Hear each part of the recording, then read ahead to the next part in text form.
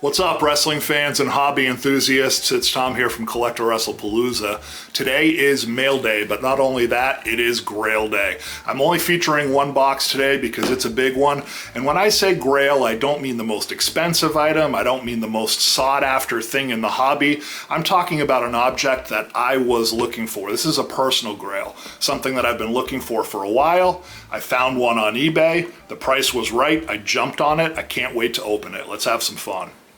CollectAWrestlePalooza, CollectAWrestlePalooza. So before I get into the opening, I want to talk about channels. And I don't mean television channels, I don't mean that type of thing. What I mean is lanes or channels within the hobby, where you fit in, how your business fits in, buying and selling, what's your style of collection, what's your style of selling, how do you present your cards, what do you think about when you're buying cards. I was watching a podcast that featured the Million Cubs collector. I forget his name, but great podcast and talking about his channel in the hobby. And this guy goes out and buys pallets of cards from Goodwill by the pound, sells them for $1.50 each, volume seller. And in that type of business, what he's thinking about is efficiencies in shipping, efficiencies in packing, efficiencies in scanners, so you can do multiple listings very quickly so that the margin outweighs the cost of administering the business. And that's one way of approaching this. That's not my channel. I was thinking about what my channel is, and my eBay store is not huge. I have a few hundred items, but for me, it's more about curating the items. It's more about finding those unique things in the hobby, finding things that I think are overlooked, things that are undervalued. That's what I'm looking for. I'll spend $50, $100 on a card and resell it for a little bit more, trying to at least maintain or not lose money, but not looking to turn a huge profit generally. If I buy something for pennies on the dollar, I'll price it for what I think it's worth, but that's not my mode. My mode is more in presenting a cool and unique store with a lot of variety and a lot of quality cards too. I don't look for dinged up, just roll over inventory or turns. I'm looking for the diamonds in the rough, but not high priced, $20 to $50, $100. That's my lane in the hobby, and that's where I hope to stay. So watching that podcast made me think about that, and I challenge my viewers to think about your lane. Where do you add value in the hobby?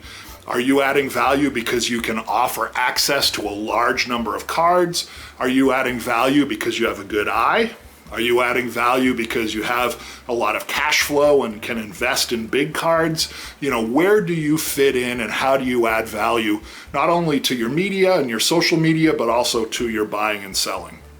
With that, let's get to the opening because like I said, this is a grail item for me. This is something that I've been looking for a while. If you watched my interview recently on Zan Morning's Wrestling with Cards show, you know that I collect VHS. And one thing that I mentioned was old school Coliseum clamshell WWF videos. That is my niche in that. I think that the old 1980s VHS, when they were not mass produced, that brings back the nostalgia. I think that those objects are the ones that have the long-term value. And I don't just mean value financially, I mean value in terms of they're historic. They have relevance because they hark back to the times of rental VHS stores, and they hark back to people getting their first VCRs and those types of things. A lot of times those were the first times people could experience pay-per-views.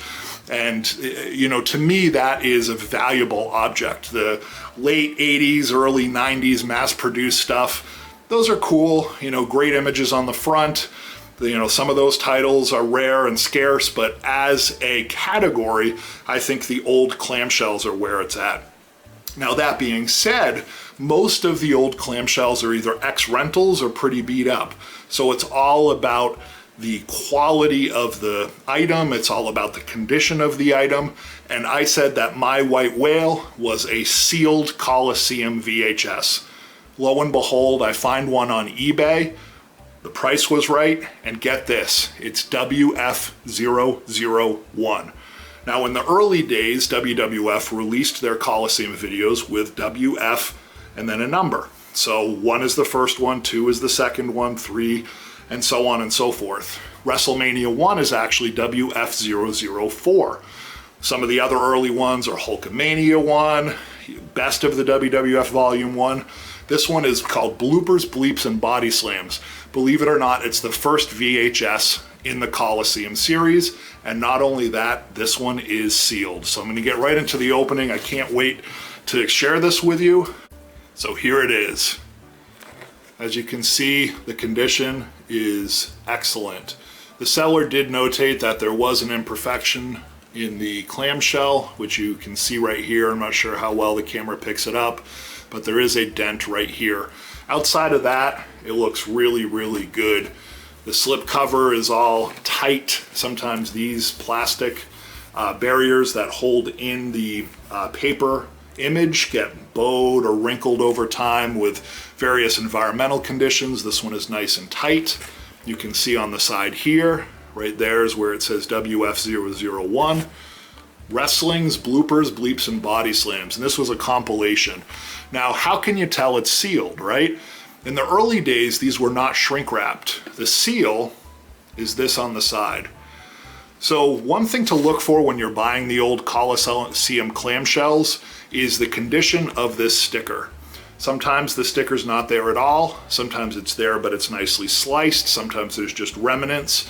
The condition of the sticker, I think, is something to look for when you're buying these. And then, of course, something that has an intact sticker, as this one does, means that it is sealed. It's never been opened. And these were distributed by A&H Video. In the old days, I used to think that that sticker meant A&H Video Rental Establishment, meaning that that was a renter's house.